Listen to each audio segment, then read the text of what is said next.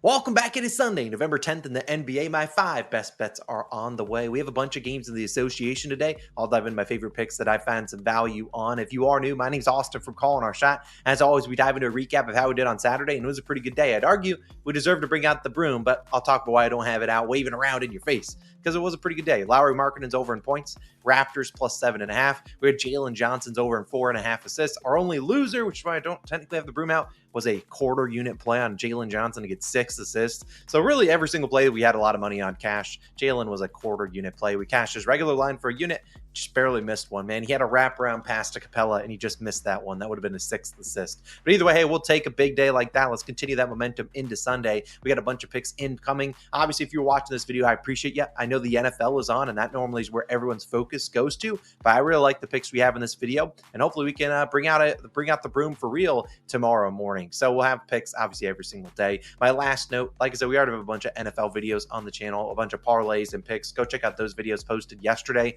I'll link them at the top of the description. Also, I talk about it in those videos. Sleeper still has the best offer I've ever seen, and I don't know if this is going to be eligible for any longer than today. All I got confirmation from them, my connection over there, is that, hey, we have it going through the weekend. I don't know. It could end tonight.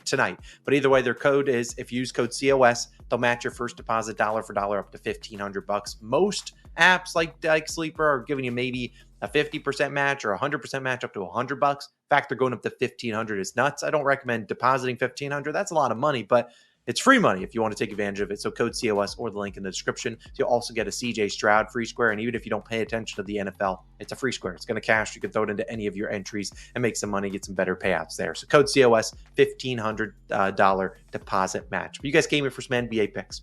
We begin with the guy that is on my shirt, Damian Lillard. I request the Portland Trailblazers Dame today instead of the maybe Milwaukee Bucks. It hasn't been as good, but still pretty good in his own regard. The last time I wore this shirt, he had the same exact matchup that we're taking him today.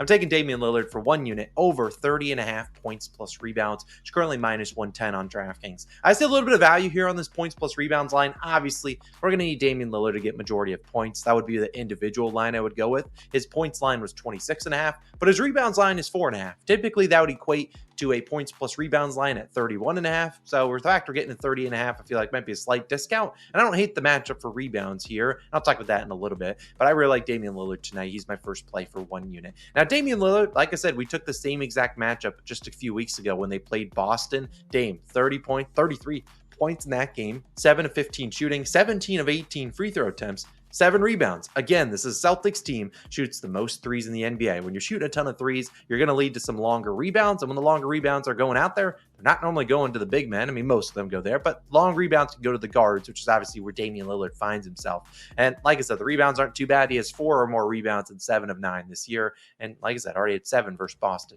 Now, is Damian Lillard going to get 18 free throw attempts tonight? I'd say probably unlikely, but hey, we know Dame, as I've talked about before, one of the best at backing it up in the league. What does that mean? He dribbles in front of you, you get on his backside, and he's backing it up, and you get to the free throw line. That might require a pause, but hey, deal with it. That's what Damian Lillard does. And Lillard scores 54% of his points per game on the pick and roll, where he's the ball handler. He's never setting screens, or in isolation. So that's 2 areas where the Celtics rank 27th defensively. We've talked, but that's why we took Damian Lillard the first time against Boston. They just aren't necessarily bad. That's just where they want to give up points. They don't give up points to catch and shoot guys. It's all going to be, hey, you got to beat us one-on-one. And that's why they're so good. But look, this is, if you look at the other places Dame scores, 23% of his points do come from the free throw line, which is where the Celtics rank 3rd defensively.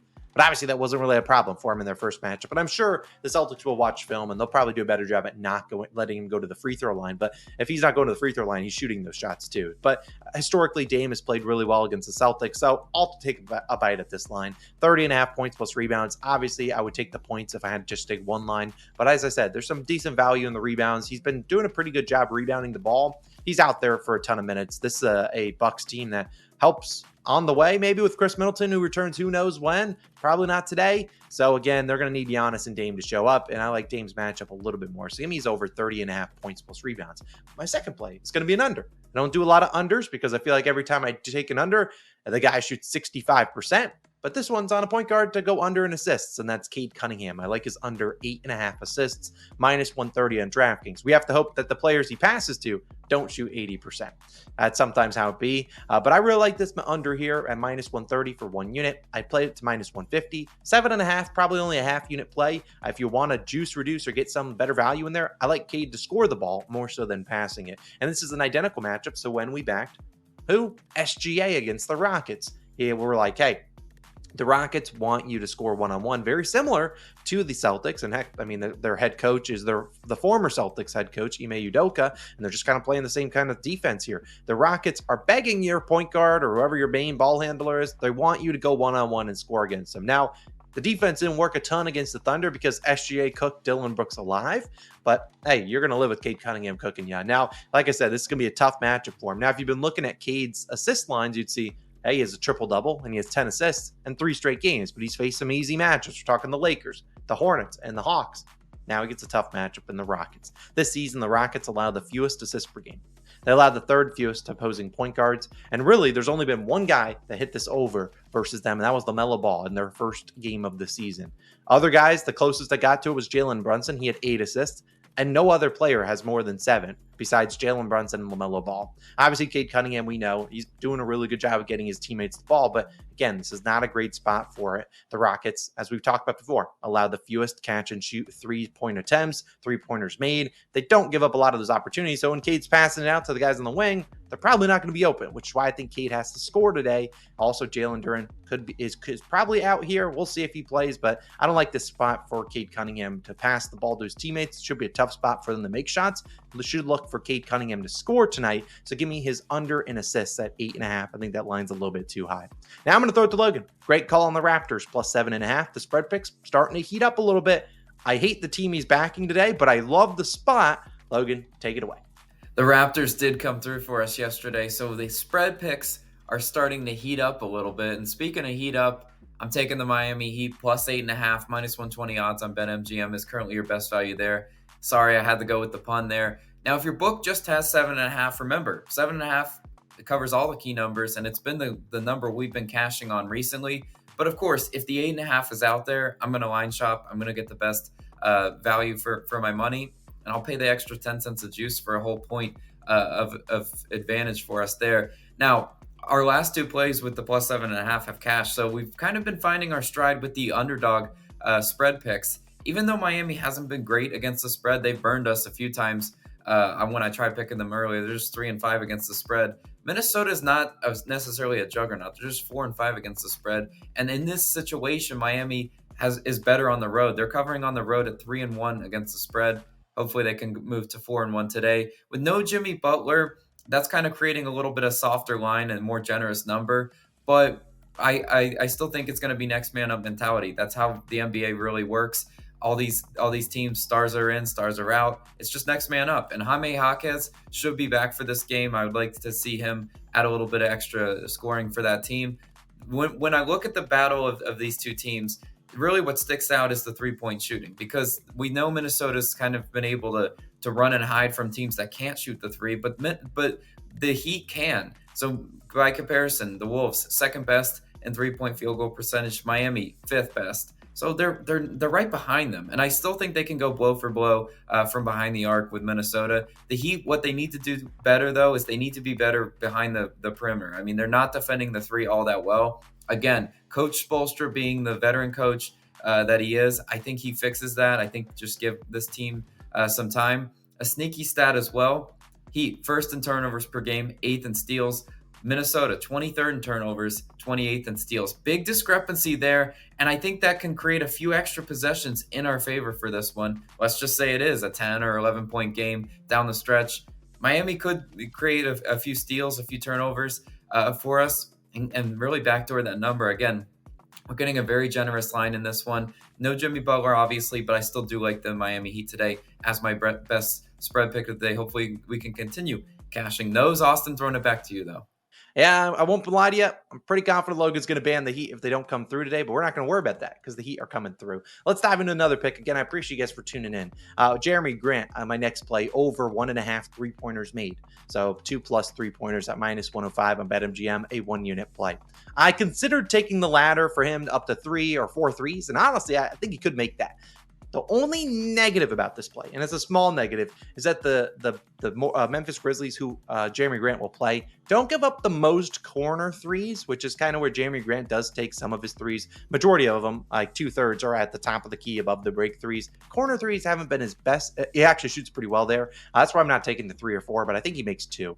The Blazers return back to Portland, and they're in the pick'em against the Grizzlies team that will be down a lot of guys, but has won 2 games in a row. This could be a good spot to back the Blazers, and I don't think they're winning unless Jerami Grant's making some threes. He's made 2 or more threes in 8 of 10 games, including all 4 home games. And he's attempted 7 or more threes in 7 of 10. So he's firing the ball up, which is all we can ask for. Now, I backed a couple guys for threes this year. Keegan Murray, I think he went, 2 for 7. And Wembanyama, I took his over in threes, and I want to say he went 2 for 9. So maybe I'm due some guys to knock down some shots. And back at home, Jerami Grant's been a lot better shooter than on the road. And again, this is a terrific spot for him. You look at the Grizzlies, allow the most catch and shoot 3-point attempts and the 3rd most 3-pointers made in the NBA. That's what they do. They have Zach Edey or Jaren Jackson Jr. in the game all the time. So those guys are manning down the paint. You don't really score in there. Where do you score? On the outside and the perimeter. In my opinion, this is a Blazers team that doesn't have a ton of shooting, especially not in the starting lineup. You have Anthony Simons. He's good.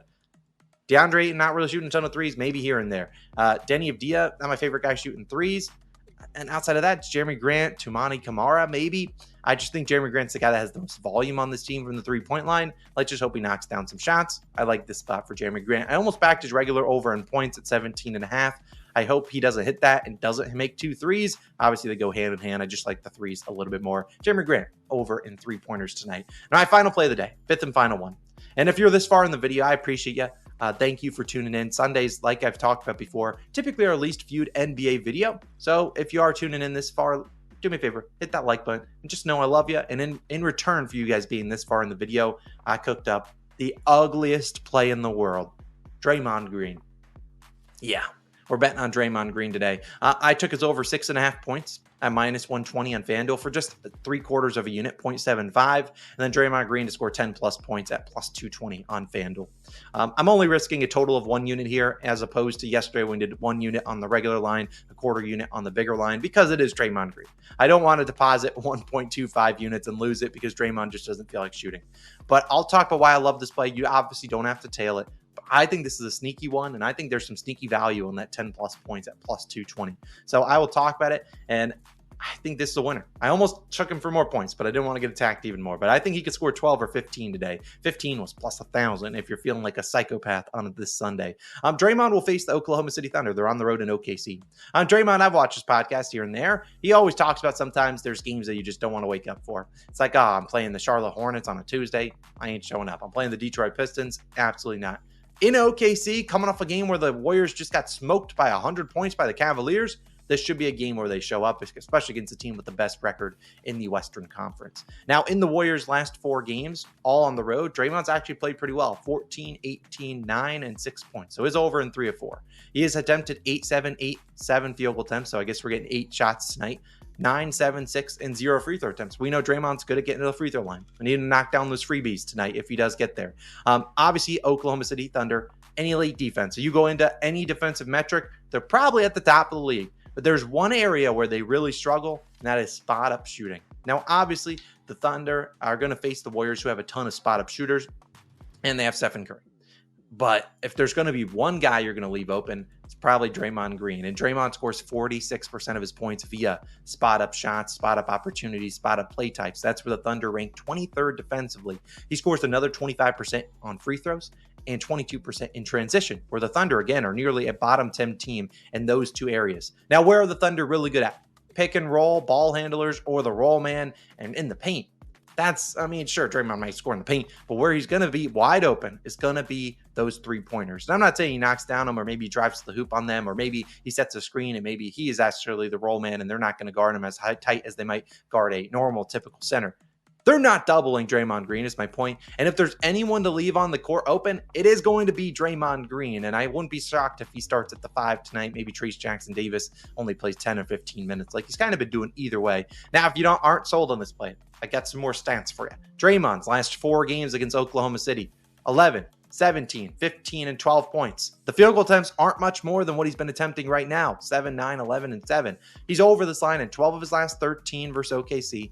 And 10 plus in 8 of those 13 games. Again, if the Thunder are going to lose, they're not leaving Stephen Curry open. They're going to leave Draymond Green wide open. They will live with those shots because it's just a law of averages, a mathematics equation. They'll live with those. Our hope is that Draymond Green knocks him down, and I think he'll know coming into this game that he's going to be left wide open, and I think he'll be ready. Hopefully he's in pregame warmups. If someone's in Oklahoma City, you see him strapping with his backpack on, he's making those shots. But again, this feels like a good spot to back him. It's one he's historically played really well in, and at 6.5, I got to take a stab there, and I like the value of 10 plus points because I think if he gets to 7, maybe he knocks down another 3 or does something else to get us to 10. So I like this one. Again, only 1 unit total risk, 3/4 unit on the over, regular 6.5, and then another little sprinkle on that 10 plus points. If it blows up in my face, we lost 1 unit, but I think this is a sneaky play. So Draymond Green, lock the F in and go knock down some shots. Those are my favorite picks. Appreciate you guys for turning in. It's Austin. Appreciate you. NFL videos somewhere on the screen. Go check them out. I appreciate you. Let's bring up this bad boy for real next time, tomorrow morning. And good luck on all your picks tonight. Let's have a day. Also, sign up for Sleeper using my code COS or the link at the top of the description. $1,500 deposit match, 100%, dollar for dollar. Take advantage of that while it's still here. Because like I said, good chance it could be gone by tomorrow, honestly. The promo makes no sense. I don't know why they're doing it. Doesn't feel like it's a profitable one. But I've said that before. Have a great day. Good luck on your Sunday bets. Let's have a day. See you in the next one. Peace.